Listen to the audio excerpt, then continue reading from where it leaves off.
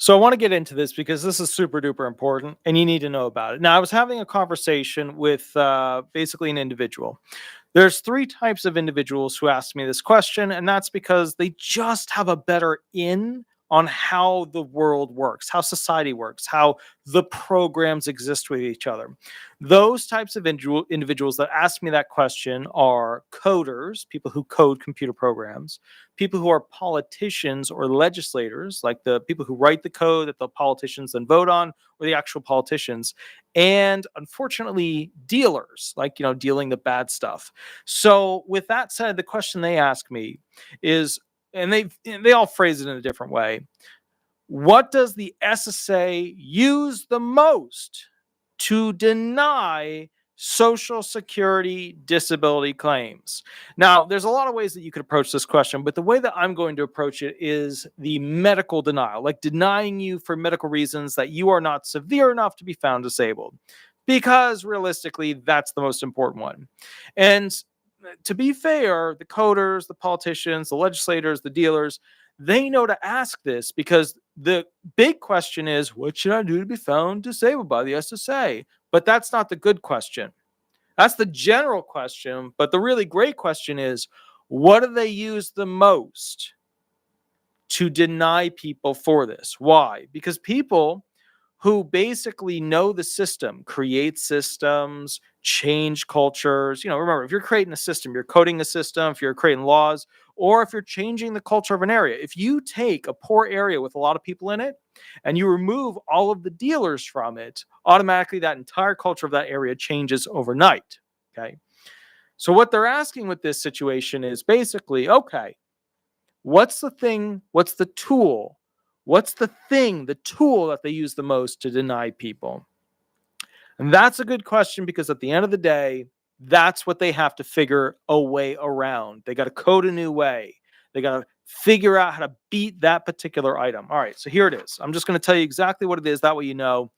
Section 404.1520B, how we consider evidence. Okay, Section 404.1520B.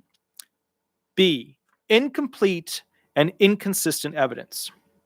In some situations, we may not be able to make our determination or decision because the evidence in your case record is insufficient or inconsistent. Insufficient or inconsistent.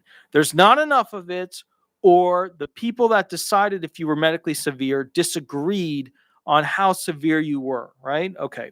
We consider evidence to be insufficient when it does not contain all the information we need to make our determination or decision. That's element one. Element two, we consider evidence to be inconsistent when it conflicts with other evidence contained when we consider evidence to be inconsistent when it conflicts with other evidence, contains an internal conflict, is ambiguous, or when the medical evidence does not appear to be based on medically acceptable clinical or laboratory diagnostic techniques. Let me read that to you again because that's the important parts, okay? All right, so they find the evidence is inconsistent, which they use to find you not disabled, when it conflicts with other evidence. So there's other evidence in the file that says the opposite or something different, okay? Contains an internal conflict. The document that you're relying on conflicts with itself. It's saying two different things that are against each other inside that one document. When it's ambiguous, it doesn't give enough fine detail as to how severe you are or what your condition is doing. Or when the medical evidence does not appear to be based on medically acceptable clinical or laboratory diagnostic techniques. When we can't say that it relied on objective techniques to give a conclusion, a diagnostic impression, based off of solid foundational evidence from a machine that spit out some numbers. Okay. With that said, if the evidence in your case record is insufficient or inconsistent, we may need to take additional actions in paragraphs B1 through 4 of this section. If any of the evidence in your case record, including any medical opinions and prior administrative medical findings, is inconsistent, we will consider the relevant evidence and see if we can determine whether you're disabled based on the evidence we have. Okay? So what they're saying is they're going to look at the whole record and figure out from the whole record what they feel is the primary direction of all the evidence that's leaning towards what most of the doctors supported. 2, if the evidence is consistent, but we have insufficient evidence to determine whether you are disabled, or after considering the evidence, we determine we cannot reach a conclusion about whether you are disabled, we will determine the best way to resolve the inconsistency or insufficiency, because they'll usually send you off to their doctors, which are highly biased. The actions we take will depend on the nature of the inconsistency or insufficiency. We will try to resolve the inconsistency or insufficiency by taking any one of more of the actions listed in paragraph B21I through B214 of this section.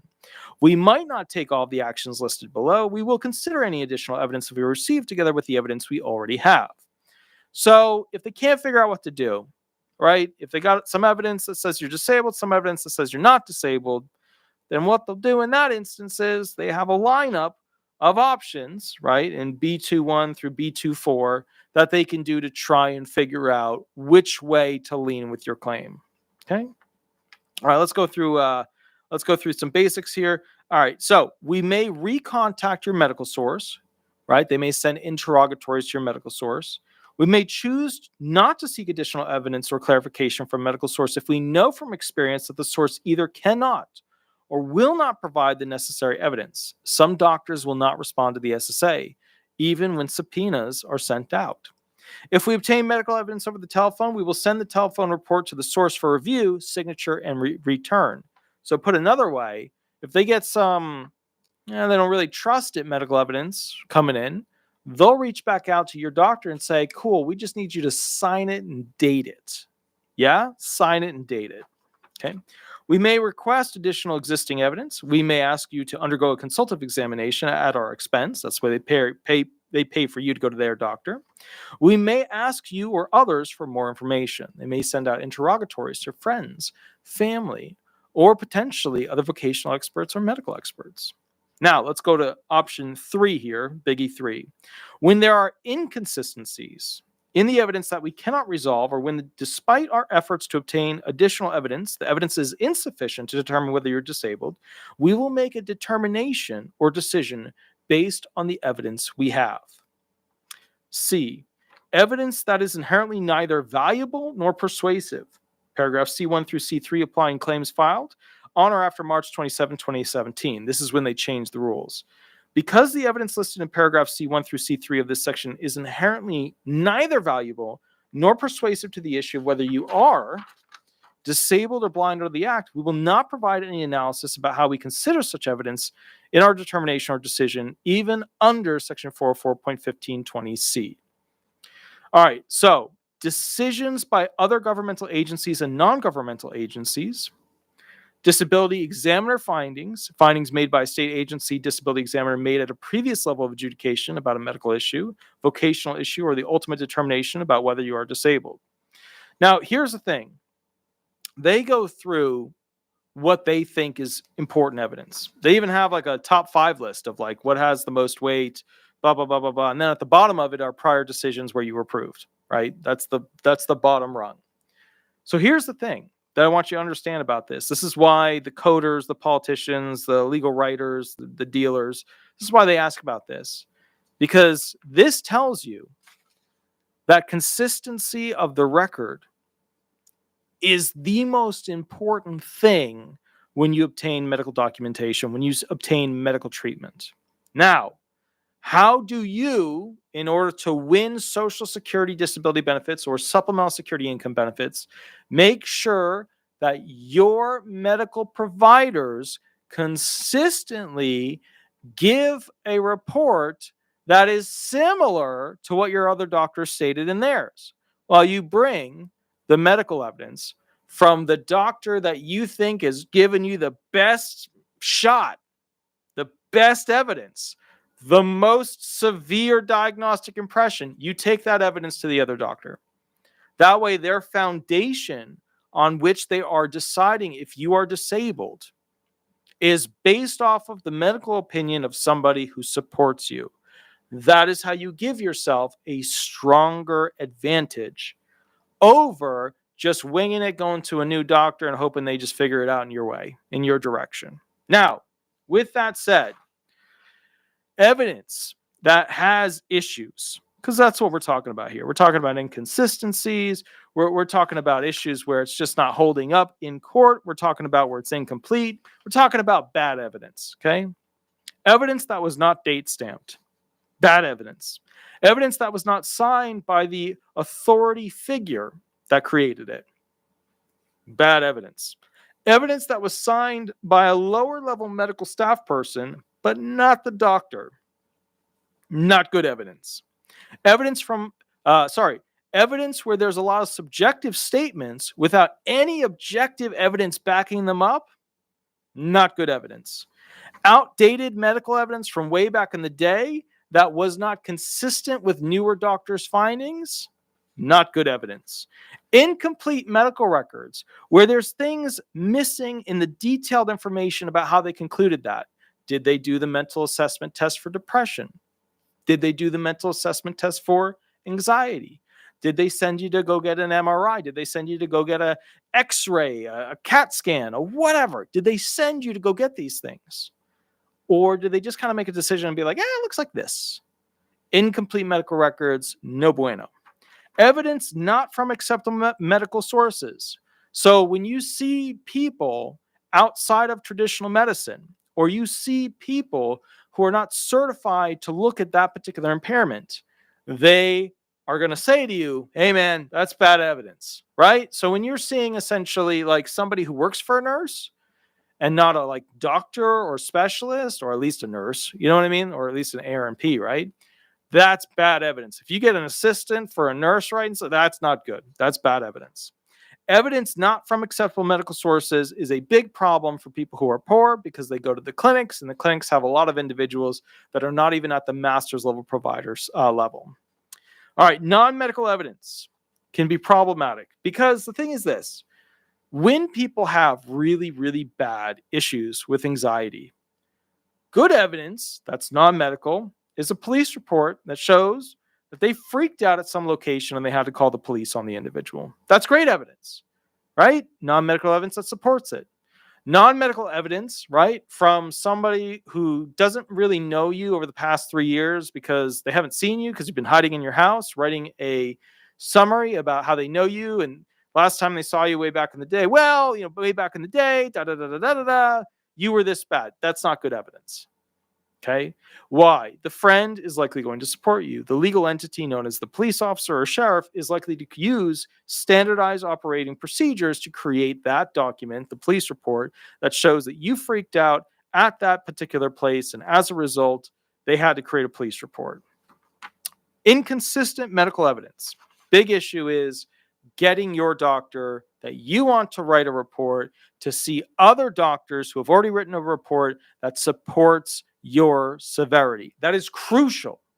Absolutely crucial. If you go to a DDS, CEME, a DDS, Disability Determination Services, consultative examination, medical expert appointment, when you go see the SSA's doctor, you should ask them, what evidence do you have access to? Because a lot of the DDS reps get lazy or don't have enough time to send out your medical record to those doctors. So those doctors are seeing it. They're like writing up a report on it. But the bottom line at the end of the day is that they're not starting off with information, prior medical documentation that shows how severe you are, and then going into essentially writing up a report, a diagnostic impression based off of what other doctors have seen. So when you go to the SSA DDS person's, medical doctor, the SSA's doctor, make sure you ask them what medical evidence has been provided to you, because you want to create a situation that helps biases towards you using medical doctors that support your claim of severity for your impairments. Okay. Now, lack of longitudinal medical records. This is an important one. This is an important one. Okay. When you go ahead and say, okay, yeah, I've had this problem for a long time. And then the judge is like, cool, how long? You're like, past 7 years. And then the judge asks, okay, well, where'd you go to medical 7 years ago? And you're like, I didn't go to medical 7 years ago. And then you're like, no, but it became severe 5 years ago. And the judge goes, okay, well, where'd you go for medical? What was the emergency room? Where was the sanatorium, behavioral facility? Where did you go 5 years ago? I didn't go for medical 5 years ago. Well, when did you go for medical? Just about a year after I filed for disability benefits. The judge is going to be sitting there saying, there's a longitudinal line problem. The timeline of medical treatment is shitty. That's not good. That's a no bueno class 5. So as a result of that, you've convinced the judge that you really weren't that severe back in the day. Because if you truly are severe, you would end up in the hospital. You would end up in medical treatment. I know people in the chat are always going to be like, well, I didn't have to, and I was still found disabled, and oh my goodness, and blah, blah, blah. Look, people going back, 7, 8 years, 10 years, 15 years, 20 years, 30 years that were found disabled, they don't exist in the modern era of what's required to be found disabled. In fact, we don't even have those people anymore giving statements about essentially how, the system works. They don't even try to do that anymore. Back in the day, I used to, like 5 years ago, 6 years ago, I had people screaming at me on the phone about, this is the way it's supposed to work, and my friend should be found disabled because I was found disabled, and I'm telling you how it is. Those people don't exist anymore because they now know that they're two totally separate agencies. The land of when they were found disabled and the land of what it takes now to be found disabled. And to be fair, a lot of those people are going through a review process, and it's not going super duper for them because the culture of the SSA has changed. Even though they got to follow the same rules and regulations when that person was originally found disabled, the culture of adjudication has changed at the SSA. And trust me, there are some spicy people who will scream at me about how it's so unfair that the SSA would deny them. They've been on disability benefits for 15 years, and they don't give a shit if they were caught at the beach riding a horse, which is a literal claim. Jet skiing, dancing on top of a bar's countertop, going in for a tattoo at a tattoo parlor. There was a comment recently in the chat, not in the chat, in the comment section, about how it's so unfair that the disabled now are expected to not go on vacations and that this is a terrible way for the disabled to live. And I was sitting there like, well, obviously this person was found disabled a long time ago because the disabled nowadays, they're not going on, super trips, vacations, cruises. They're not going places to do stuff. Like they're not going to rock concerts and events, and they're not. Because the severity level is so bad that they couldn't be a part of those things, right? That's the reality. That's the change in the mental state. So, it's been very interesting for me to see the curvature of the disability program over that timeline. Now, with that said, I hope you enjoyed this video. Please remember to like and subscribe. I go live on Tuesdays and Thursdays, usually later at night, 10 p.m., 11 p.m.-ish on YouTube. You can call in the 407-279-1754 number, and I'll answer questions for free. With that said, if you need a full hour with me to run over hearing questions, figure out a plan for you, go over an extra spicy, tricky situation, there's a little mini contract below that you can sign up for a private session. With that said, please head over to Disability Resolution Law Firm or Disability Resolution Florida in Google. Throw some stars up there if you like the video. I will catch you a little bit later. You have a wonderful, wonderful night, and we will go from there. Thank you so much. Have fun. I'll catch you later. All right. Bye-bye, everybody. Bye-bye.